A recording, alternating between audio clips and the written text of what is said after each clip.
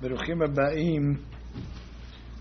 Welcome to a special edition of our Wednesday class in the Deal Synagogue, our summer schedule.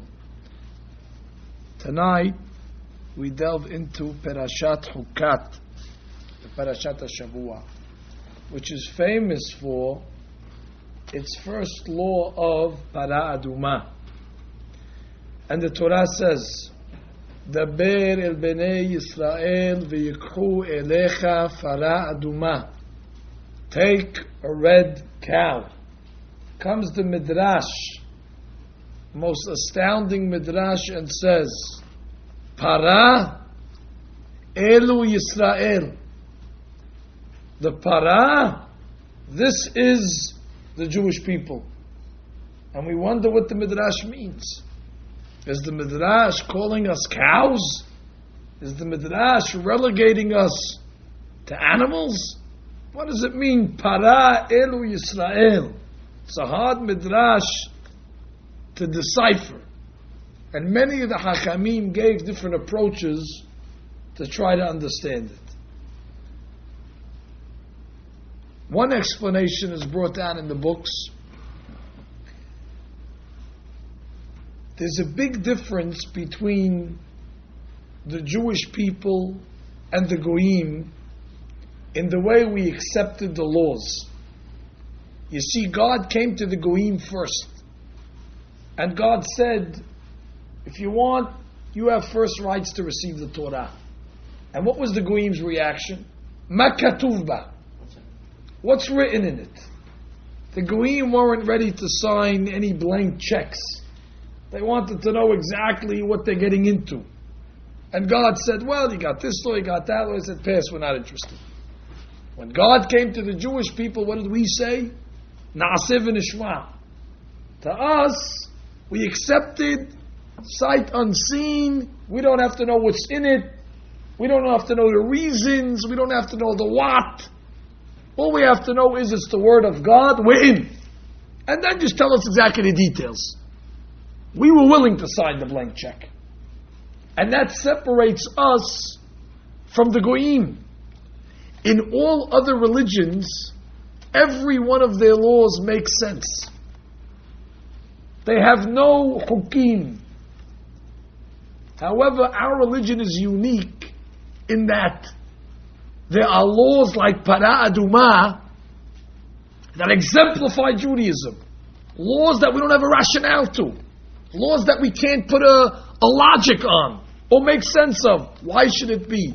Why should it be that it purifies the contaminated and it contaminates the pure? There's no rationale to such a thing. Para Aduma is the ultimate chok. It is the ultimate inexplicable law. Para elu Yisrael. Para, that exemplifies what the Jews are all about. That we follow the law because it's the law of God. We don't say, Ma katuv ba, like the Goyim say. That she brings down in the beginning of the Parashat, the Goyim pick on us. What kind of law is Para Aduma? You bought a bill of goods. You got fooled. What kind of Torah is that? You're following a law that you can't even explain. We say, yes, according to your mentality, you'll never understand it. Para elu Yisrael. Para exemplifies this philosophy. That we follow the law because it's the law, not because of the reasons. Even if we don't understand, it's divine, God wants, we do. The law is not defined by its reason. Somebody will say the reason why you're not allowed to eat pork, trichinosis. See, the Torah knew. And today that they're able to control trichinosis in meat by preserving it, so they can eat pork now. The reason doesn't apply. No. Zot Hukat Torah. We follow the Torah whether the reasons apply, whether we don't know the reasons. Para elu Yisrael is a famous story in the Gemara Kiddushin. The rabbis came to a goy by the name of Dama ben Netina, and they told him, listen, we understand that you have in your possession a precious stone that we need for the Kohen Gadol's breastplate, and we're willing to pay you an exorbitant amount of money. Could you sell it to us? He says, I'd love to, but I got a problem. The vault is locked where the gem is, and my father is sleeping on the key, and I can't wake him up. What a kibud av! What a respect! I told this story to my children, and I said, wake me up! All this money they could have made. But he had such kavod. He didn't want to wake up his father. And the Gemara continues and says, the next year, God rewarded Dama ben Netina, and sure enough, a para aduma was born in his flock. And Hakim came back to him and said, okay, well, here you got a para aduma. The guy was like Eichler's. The guy was a religious article store. It was like Nathan's Judaica. I cannot say in competition, man. Forgive me. It's much better. In any event, he has all the items that we need. Oh yeah, we'll take it. Para aduma. Okay, and we bought the para aduma. So one rabbi says, he did kibud avim, and God rewards him with a para aduma. There's got to be a connection over here. You know, there's a lot of religious articles that we need. It could have been he found the techelet in order to dye our sisiyot. I mean, there's so many different things he could have came across to sell to us. Why para aduma? The explanation is, after Dama ben Netina respected his father like he did, there was a great persecution in heaven against the Jews. Look how Goyim respect their parents. They're willing to take a great loss of financial loss in order to respect their father. It's a great thing. The Jews do that. So the good angels came and put the Jews in a good light. And a para aduma was born. The lesson being, Goyim are willing to expend some money on their religion, but only on the laws that they understand. Sure, kibud av, you understand. You gotta respect your father. You don't need a Torah for that. It's rational. Makes sense. Hakarat hatov. You have to be good to your parents. They did so much for you. So yes, Dama ben Netina is a good guy, but only when it makes sense he's willing to lose money. We are willing to pay millions of dollars for a para aduma that we don't even understand what it is and how it works. And then the prosecution went away. Said, okay, Jews are good. And that's the difference. That separates us from the Goyim. Para elu Yisrael. But tonight I'd like to offer an alternate explanation.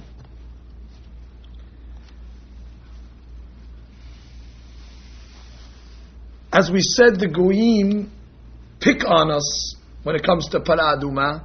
As she brings it down in the beginning of the Parashat. What kind of law is it? Does it make sense? It's an enigma, it's a mystery. Shlomo HaMelech, when he came to start delving into para aduma, the red cow, he surrendered the white flag. He said, Amarti ahkama. I thought to delve and understand it. V'hire hokam imeni. He says, it's beyond me. Even Shlomo, the wisest of all men, cannot come to a conclusion how to interpret para aduma. It's a mystery.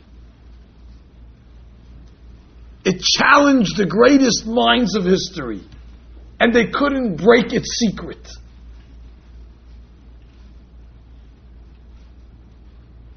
But there's another secret in history, another mystery in history, another secret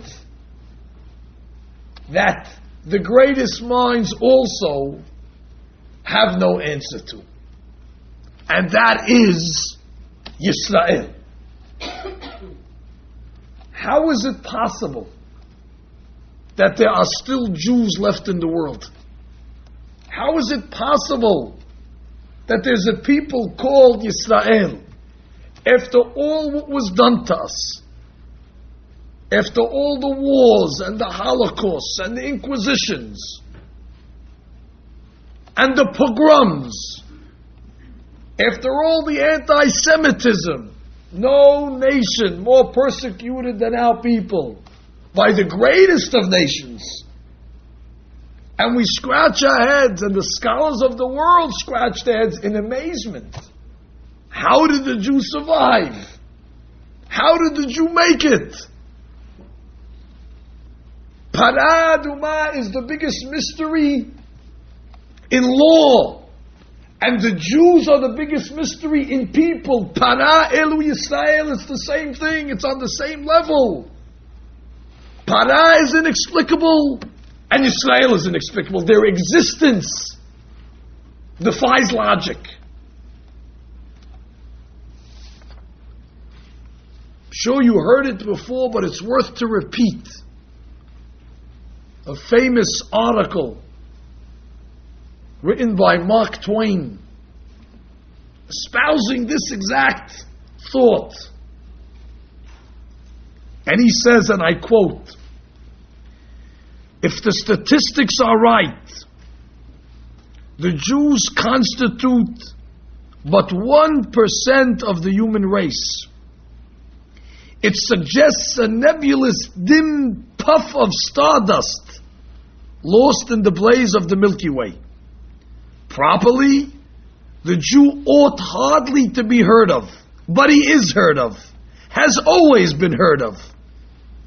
He is as prominent on the planet as any other people, and his commercial importance is extravagantly out of proportion to the smallness of his bulk. His contributions to the world's list of great names in literature, science, art, music, finance, medicine, and abstruse learning are also way out of proportion to the weakness of his numbers. He has made a marvelous fight in this world, in all ages, and has done it with his hands tied behind him. He could be vain of himself and be excused for it. The Egyptian, the Babylonian, and the Persian rose filled the planet with sound and splendor, then faded to dream stuff and passed away. The Greek and the Roman followed and made a vast noise, and they are gone. Other peoples have sprung up and held their torch high for a time, but it burned out, and they sit in twilight now, or have vanished. The Jew saw them all, beat them all, and now what he always was, exhibiting no decadence, no infirmity of age, no weakening of his parts, no slowing of his energies, no dulling of his alert and aggressive mind. All things are mortal but the Jew. All other forces pass, but he remains. What is the secret of his immortality? Mark Twain. Para Elu Yisrael. It's exactly what he was saying. The irony is, go to Israel, to a city called Caesarea, and over there you'll be given a tour. And they'll tell you, here is where the great Roman Empire built an amphitheater with acoustics that are perfect, a sound system unmatched to today's technology, where you could sit at any place in the amphitheater and hear perfect sound. And here's where the great Roman Empire built columns and statues and figures with the greatest architect and design. And they'll show you everything about the great Roman Empire in Caesarea, a city named after the Caesar. And who's giving the tour of the great Roman Empire? A Jew. You know why? Because there are no more Romans in the world to give the tour. Their history, like Twain said. And that's an enigma. How is it possible? How can it be that we outlived all these great nations. That's the miracle. A miracle that Rav Yaakov Emden commented on about 200 years ago, and he says, and I quote, and I paraphrase, the existence of the Jewish people among the nations of the world is a greater miracle than that of the Exodus of Egypt. Yeah, how far he took it? And this wasn't his thought. The thought is actually written in a book called Chovot HaLevavot, Duties of the Heart, written by a rabbi called Rabbeinu Bachya. It's one of the Rishonim, one of the great Sephardi commentators, and one of the greatest Baalei Musar.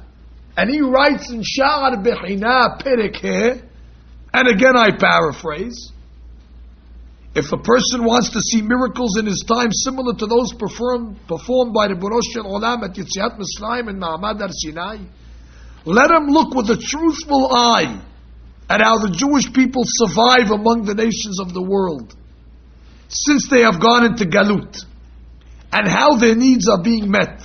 We flourish, even though we differ essentially with our host nations. Our inner values, our outer behavior are different from theirs, and they know it. These are factors that normally arouse hatred between groups, and yet we still live among them. Moreover, they know that the Jew is making it, sometimes even doing better than them.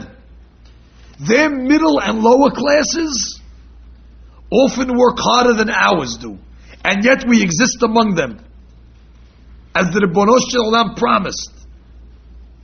ואף כמזאת בהיותם בארץ אויביהם לא מאסתים ולא גאלתים לכלותם. Borei Olam guaranteed us that He will not destroy us, they will not abandon us, and that He will not nullify the covenant that He made with Abraham, Yitzhak, and Yaakov. So people ask, Rabbi, I want to see miracles. Rabbi, I want to see Hashem make an open miracle like Yetziat Mitzrayim, Kriyat Yamsuf, something like that. And we answer that fellow, go in the street and find one Jew walking, and that is tantamount to Yetziat Mitzrayim, because he shouldn't be there. Jews should be extinct like dinosaurs. There shouldn't be any of us left. Tonight, as Jews sit in the Torah class, after all we've gone through and all we endured, if the fact that we can come 2,000 years later and still sit in the Torah class, that is a miracle like Ma'amad Har Sinai and Yetziat Mitzrayim.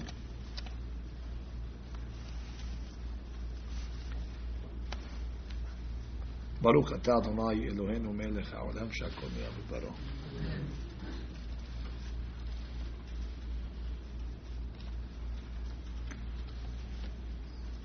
However, Rabotai, we must be reminded of something that most of us have forgotten, and some of us might never have even realized. That yes, we're around, we exist, even though anti-Semitism is rampant, and even though we're like a sheep surrounded by 70 hungry wolves that are waiting to pounce on us and destroy us.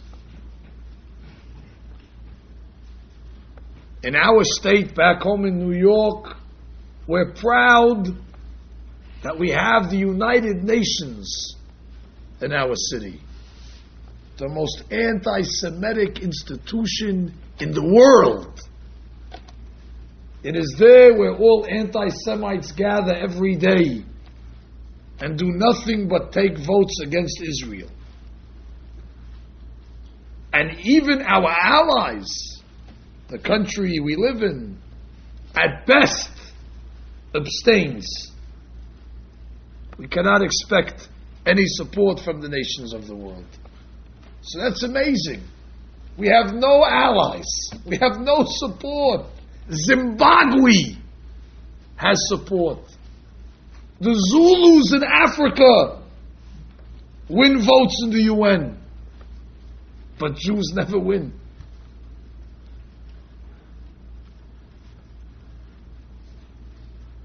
What we have to remember is that we are still in Galut. America is Galut. America is exile. This is not the opportune situation. It's not supposed to be this way. And for us, it's not obvious. Maybe to Jews that survived the Holocaust and the Khurban in Europe, maybe to them it's obvious that we're in exile. But to us, kind of exile. We're comfortable. We're succeeding spiritually. We're succeeding materially. We're a member of the ethnic minority of our country. That's something. We have rights. We have freedoms. We're like them. Doesn't feel like Galut. Doesn't feel like exile. Exile's Egypt. That's exile. Exile's Babel. That's exile. Persia. The Greeks. That's an exile. Now you're talking Gezerot. You can't learn. You can't do Brit Milah. You got to put your tefillin on in the basement. Russia. That's exile. But America? America's Gan Eden. It's not an exile. And that's what I come to remind you, Rabotai. Even though they let us block streets in order that we can dance with a Sefer Torah, and the police protect us while we do it, and even though they give us variances to build synagogues on every block, if anything, it's the Jews that give us a problem building synagogues. They give us problems building yeshivas with variances. Goyim usually don't have a problem with that.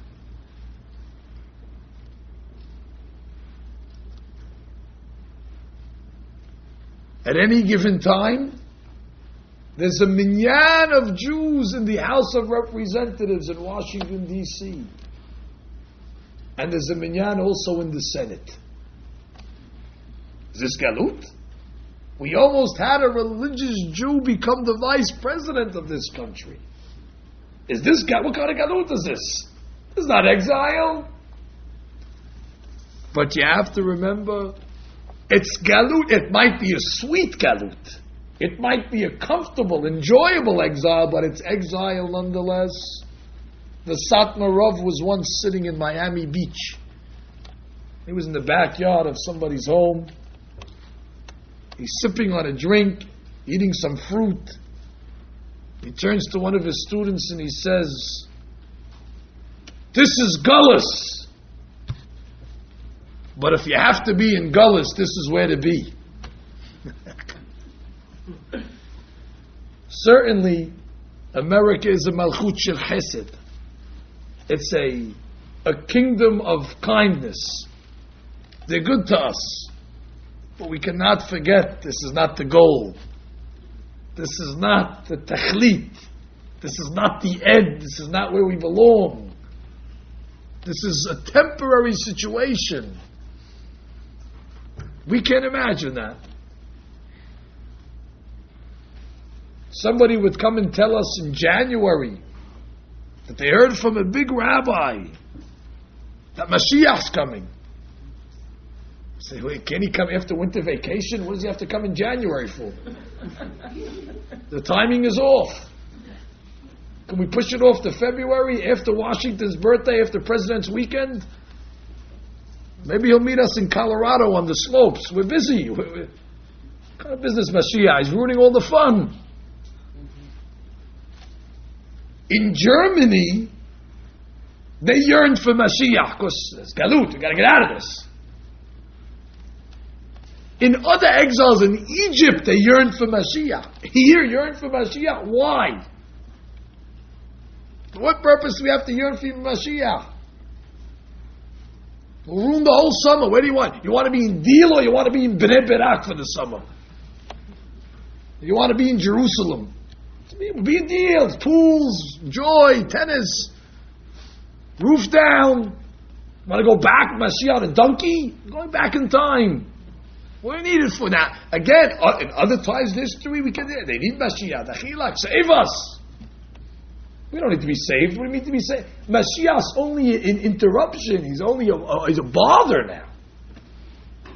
You're ruining our party. We're in the middle of the party now. You're killing all the fun.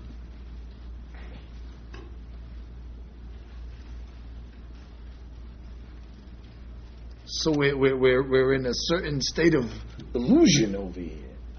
We're being duped. A certain sense of complacency here that everything's okay and America's okay and it's not really galut. Those days are over. There's a saying that goes, one who doesn't learn from history will have to relive history. But as Jews, we say it a little differently. We say, the Jew will relive history. That's why he has to learn history. What do I mean? Our rabbis tell us, Ma'aseh avot siman lebanim. Whatever happened to Avraham, Yitzhak, and Yaakov, the fathers, the patriarchs, is going to happen to the children. It's a very simple equation. Open the Torah, read of the lifestyles of Abraham, Yitzhak, and Yaakov, and that will be the DNA. That will be the protoplasm. Exactly what's going to happen to us. Ma'aseh avot siman lebanim. Whatever happened to Abraham, to Yitzhak, to Yaakov, read their lifestyles. We're too busy reading about the lifestyles of the rich and famous. Hollywood, famous sports stars. But if you analyze those parashiyot, be very helpful into learning how to deal in the galut, in exile. How a Jew is supposed to behave, how a Jew is supposed to conduct himself in his host land. One example to show you how history repeats itself for the Jews. Yaakov was planning to wage war against Edom, against his brother Esav that represents the Goyim, and he split his camp into two. And he said, Vehaya, in the event, Im yavor Esav ela machaneh ha'echad vehikahu, in the event that Esav attacks one group, Vehaya machaneh nish'al lifnetah, the second group will escape. Smart, he divided the group. At least there'll always be a group that makes it. Has that not repeated itself, that concept? When Hitler rose, Yimach Shemo, and started to decimate all of Europe, V'aya im yavor Esav el ha'machaneh ha'achad vehikahu, he started to destroy. But Jews started to migrate to America years before, and Hitler didn't get to America. V'aya machaneh nish'al lifletah. God always saw to it that when Esav came against us, the camp was split. That there was always a safe haven where Jews are going to be. When Jews today, in the Middle Eastern countries, in Iran, in Iraq,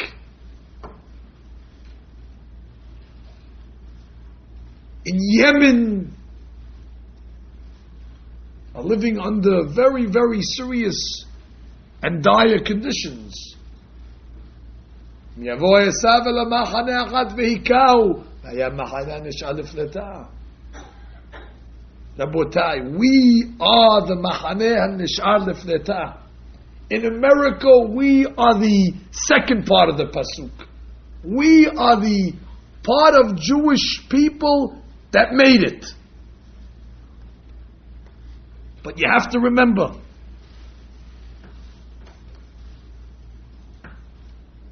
while they suffer from the first half of the pasuk, and we are beneficiaries of the second half of the pasuk,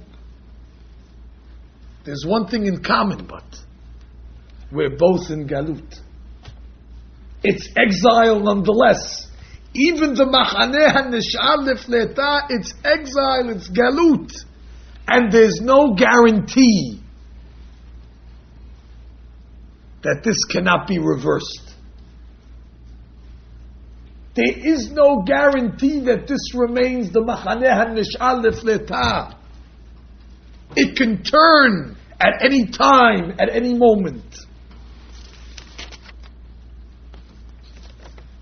The Gaon of Vilna drills this point home in his commentary to Haggadah Shel Pesach. He says something that's so astounding, it's so mind-boggling, it's amazing. He says, on the night of Pesach, we raise our cups of wine, and we say, V'sha'amda l'avotenu v'lanu, shelo echad amad alenu, that not one nation, it's not only one nation that came after us to destroy us, every generation, the goyim are trying to destroy us. In every generation, some anti-Semite came up with his version of the final solution to rid the Jewish people from the face of the earth.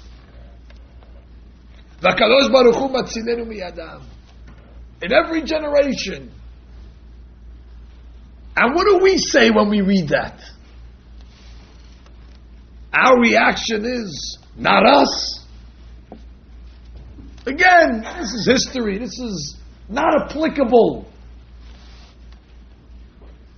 This is not halakha l'ma'aseh for us. This is Germany. They understand it maybe.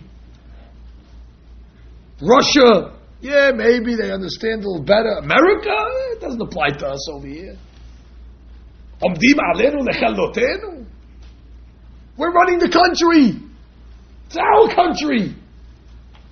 We're in government. We're in the media. We're in business. We're in the banks. We're everywhere. We're the doctors. We're the lawyers. The highest professionals. Omdim alenu lechalotenu. Who's destroying us? If anything, we're in control, we destroy them.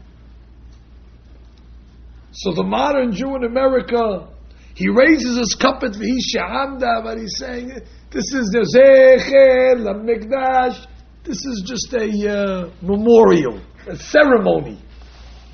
It doesn't apply. So the Gaon of Vilna says, oh, to that Jew comes the next verse in the Haggadah, Tzeh ulmad. You better learn a lesson, American Jew. Tzeh, leave your illusions. Leave your complacency. Tzeh, get out of your dream. Wake up. Ulmad. You want to hear a story? I'll tell you a story. What happened to Lavan and Yaakov? You see, Yaakov lived by his father-in-law Lavan. He married two of his daughters. According to the Targum, he married 4 of his daughters. According to Targum, Bilhan, Zilpah were also daughters of Lavan. He had children. He started making money. Lavan started making money. What a beautiful situation. Shalom al Yisrael. One big happy family living together. The economy was strong. Lavan is reaping profits. His family's around him. Could there be a better situation? There's not a problem to be found. And one day Yaakov gets up to work and he sees his brothers-in-law looking at him funny. And he hears them murmuring, see this Jew? He took all our father's money. He's draining the company. He's draining the real estate. All of a sudden, on a dime. The day before, they were eating, they were sitting. And all of a sudden, they started looking at him funny. Yaakov comes home to his wives and says, we got to get out of here. We got to run. Run, where are you run? Where are we running? It's over. They're going to kill us. Kill us? Who's killing us? We're living in peace over here. When did it change? This morning. Just like that? Just like that. And Yaakov Abinu had to leave that good situation, at least seemingly it looked good, became a fugitive, had to leave with all his children, with all his money, and he had to go into exile. And Lavan caught up with him. And Lavan was straightforward with him. Lavan said, you know what? I wanted to kill you. I wanted to kill you, I wanted to kill your wives, my daughters, and I was going to kill my grandchildren. I was going to annihilate all of you people. Lavan was Hitler. But I can't do it because God said don't do it. But if God didn't come to me, you were all dead. What happened? You think Yaakov was expecting it? He wasn't expecting it. So the Gaon of Vilna says, American Jew, Omdim alenu lechalotenu, not us. Se'ul mad. Go learn a story in Jewish history. Yaakov wasn't expecting it either. Yaakov said, not me, what, galut? I'm living good, I'm living large, I'm living well. But it happened. An American Jew has to realize it can happen, it has happened.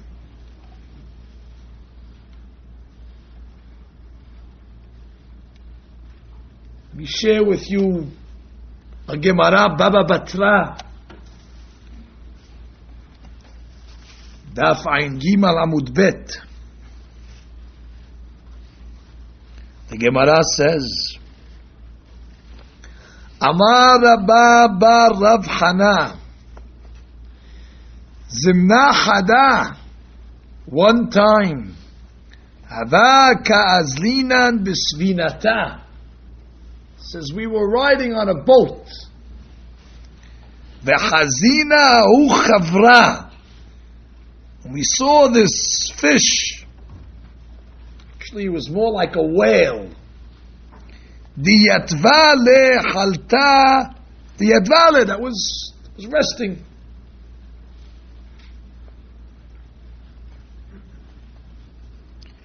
And there was some sand over its back. So the Gemara says the rabbis thought it was an island. They had no idea that it was a whale. So what happened? They got off the boat and they started to relax on the back of the fish, on the back of the whale. Savrina Yavishtai, we thought it was dry land. Vesalkina, Ve'afina, we started to bake, we started to broil, we started to make barbecue on its back. V'chadham gaben, finally when its back got so hot, it couldn't take the heat anymore of all our shish kebab, it tapich, it turned us over, it flipped us over. V'ilav da'ava mekarba sifinta, if our boat wasn't next to us, we all would have drowned. This story never happened. It's allegorical. It's a mashal, the rabbis tell us. What is it coming to teach us, this story, this example that the Gemara says? The Gemara says that Jews make the mistake into thinking that the exile that they're in is an island, is a safe haven. And they go and they sit on this island amongst the turbulent sea, the turbulent ocean. What they say, we found freedom. Everybody around us is having problems, the ocean, the waves, but we're on dry land. And the Jew in this exile sits back and puts his feet up, and starts to drink a little l'chaim, starts to eat a little, starts to roast, starts to make his barbecue, starts to make a party, starts to make some noise, starts to make some action. He's free, he's home. But after a while, the whale can't take the heat anymore. And the whale's back is burnt so many times that the whale flips over its inhabitants. Eventually the exile, the goyim say, we had enough. When the Jews have a high profile and they're everywhere, eventually the goyim resent it. We make enough fires, we burn the goyim, and they say, get out of here, go home, leave. And they flip us over. And if we're not, that we're close to the boat, we would have drowned. If it's not that the Jews cling on to the Torah that's close to them, they would be lost. The Gemara is giving us an exact mashal to what's going on in America. We don't realize we're on the back of a whale. We think we're in the Caribbean. We're enjoying. And the whale's back is being sizzled. And it could flip over at any moment. Jews in America say we have an unprecedented situation. Look at our situation in America. It's not unprecedented. It's a mistake. In the golden age in Spain, it was the same thing. For over a century, Jews lived in an island of tranquility in Spain. We had philosophers, doctors, merchants, poets, ministers. In 1492, one of our great rabbis, Don Isaac Abarbanel, was the finance minister of Spain, the highest position, the most important position, the closest advisor to King Ferdinand and Queen Isabel. And one morning they turned to Don Isaac Abarbanel out of nowhere, and he said, get out, leave with all your people. He left a pauper, he couldn't even take his shirt off his back. And overnight, the fish turned over. Without any warning. It happened in Germany. The Jews in Germany were under the same illusion, where they said at one point in history, Berlin is Jerusalem. And then the fish turned over, and the fish spit them out.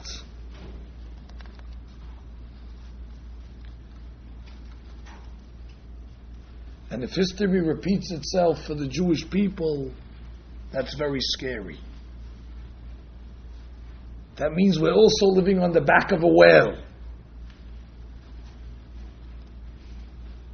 And unfortunately, as we look at the behavior of Jews in Galut,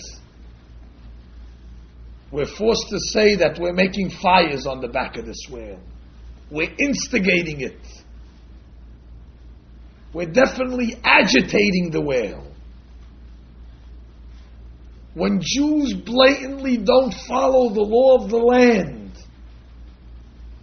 even in our community as a microcosm to the larger picture, when Jews feel that they're above the law of the land,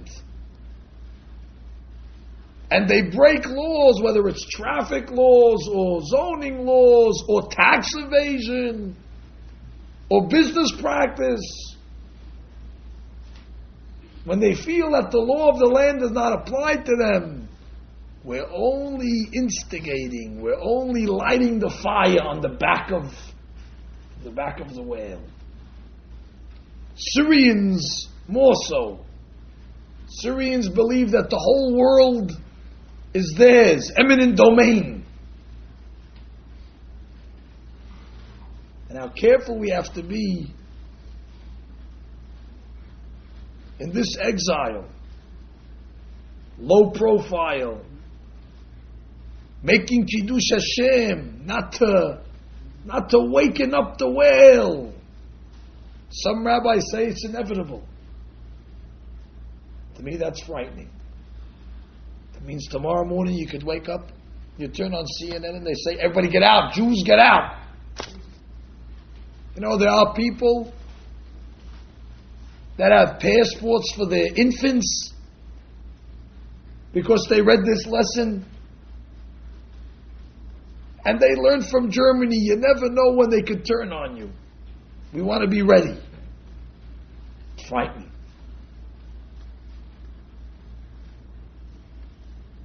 Shimon Schwab once said, the Jew in Galut must take his Chumash with him to learn how to act in Galut.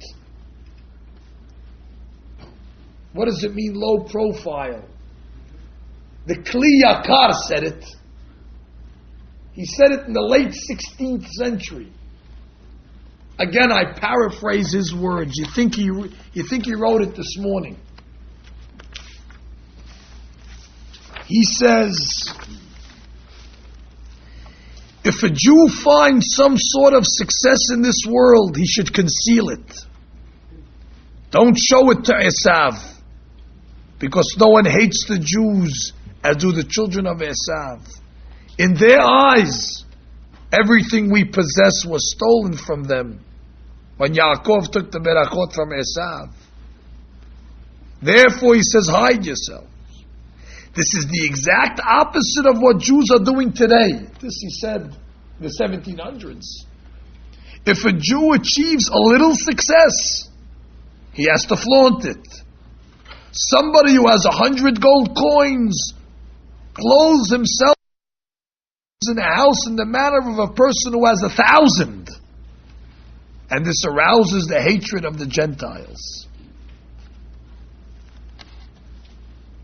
Kli Yakar was telling us how to live in Galut. We pay no attention. We're in the fast lane. Not Galut, we're home. It's our land. The Goyim have to be subjugated to us. We're in control. And then the Goyim say, oh, relax, you forgot. Let's remind you. And the fish turns over. How careful we have to be from making Hilul Hashem. A few years ago on a flight, landing in Kennedy in December, the pilot announced, please nobody get out of your seats until the fasten your seatbelt sign is taken off. And of course, most people don't listen. So what do we have to take our seat? What do we have to sit in the seatbelt for? We're taxiing, we're going 2 miles an hour. We get up, we got our carry-on, our jackets and everything. And who sits?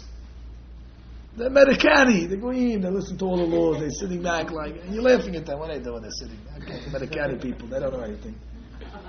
So the pilot gets on and saw what's going on and said, welcome to New York.